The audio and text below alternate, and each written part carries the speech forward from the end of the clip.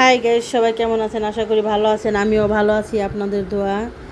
তো আজকে নিয়ে আসলাম আপনাদের মাঝে নতুন একটা ভিডিও। আমি আজকে বিরিয়ানি রান্না করেছি, তাই ওই বিরিয়ানির ভিডিওটা নিয়ে আসলাম। তো প্রথমে দিয়ে দিয়েছি আমি গোশত, তারপরে পেঁয়াজ, তারপরে গরম মশলার গুঁড়া, এবার দিব লবণ, তারপরে হচ্ছে বাচ্চারা একটু ঝাল খেতে পছন্দ করে, এর জন্য দিয়ে দেবো মরিচের গুঁড়া। তারপর আপনাদের কার এলাকায় কি বলে আমি জানি না, খাল, দারচিনি, এলাচ এগুলো দিয়ে দিলাম। তারপরে দিয়ে দিব আমি বাদাম বাটা, তারপরে দিয়ে দিব আপনার হচ্ছে রসুন বাটা, আদা বাটা, তারপরে এইগুলার ভিতরে জিরাও আছে, জিরা বাটা, মানে সব একসাথে ব্লেন্ডার করছি আমি। তারপরে এখানে আমার মেয়ে দাঁড়িয়েছিল, তখন ওকে বলতেছি, মা দেখো এবার দেবো বিরিয়ানির মশলা। পরে বিরিয়ানির মশলা দেওয়ার পরে এবার দেবো সরিষার তেল, কারণ আমরা আবার এই সয়াবিন খাই না, আমার জামাই সয়াবিন তেল খাইতে দেয় না। তো এই সরিষার তেল দিয়ে আমরা যাই কিছু করি, সরিষার তেল দিয়ে রান্না করি আর কি। তো দেখেন, তারপরে দিয়ে দেবো, আমার বাচ্চারা আবার একটু টক খাইতে পছন্দ করে, তো এর জন্য টক দইটা একটু বেশি দিছি, কারণ টক না হলে ওরা আবার খেতে চায় না। টক আর জাল অবশ্যই লাগবেই, এটা মানে এটা না হলে তারা বিরিয়ানি মুখেই দেবে না। এর জন্য আর কি টকটা একটু বেশি দেওয়া। তারপর আপনারা বলে যাবেন যে আমার কোনোটা ভুল হয়েছে কি না, আমি কোনোটা কম দিয়েছি কি না, কারণ জানেন তো ভুল তো স্বাভাবিক, মানুষের হবেই। যদি আমার এই জায়গায় কোনো ভুল থাকে, তারপরে এক একজনের এক রকম নিয়মে রান্না বাড়া।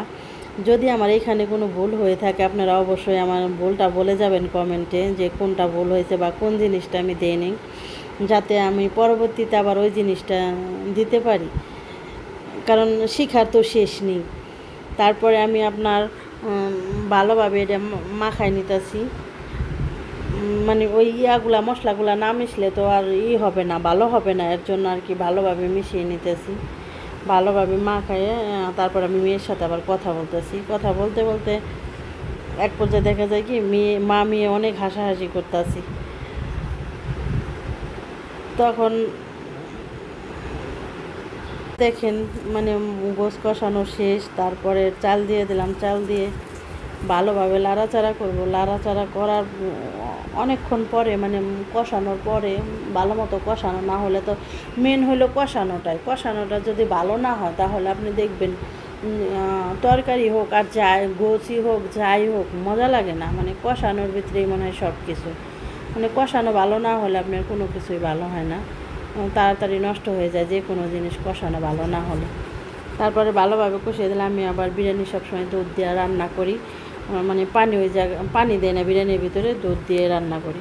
তারপরে দুধটা মনে হয়েছিল একটু বেশি হয়েছে নাকি, মানে বিরিয়ানিটা কীরকম হবে, ঝরঝরা হবে না বুঝি, মানে লেটকা লেটকা হবে, এর জন্য অনেক টেনশনে পড়ে গেছি। মানে ভাবতেছি কী করলাম, এত কষ্ট করে রান্না করলে যদি ভালো না হয়, তাহলে বুঝে নিত যে মনটা কেমন খারাপ লাগে।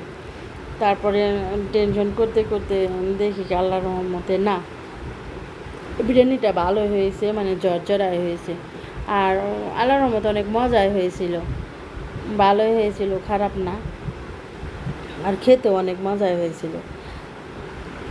সবাই ভালো থাকবেন, সুস্থ থাকবেন, আর আমার জন্য দোয়া করবেন।